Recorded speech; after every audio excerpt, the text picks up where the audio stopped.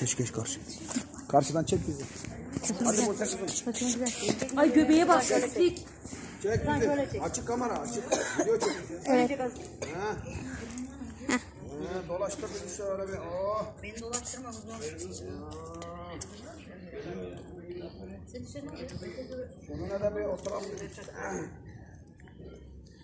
Zengin'den şömenesi de böyle oluyor bak. Görüyor musunuz arkadaşlar? Zengin şömenesi.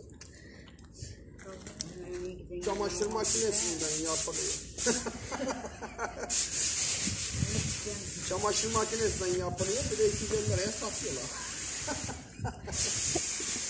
Çamaşır makinesinin içindeki tambur bu arkadaşlar. Bak. Eski hurda çamaşır makinesi varsa ambara 4 tane ayak uydurun. Vidalan tamam. Yoksa 250 liraya alırsınız. Zengin şomen açıyoruz. Biz fakirler de oturuyoruz.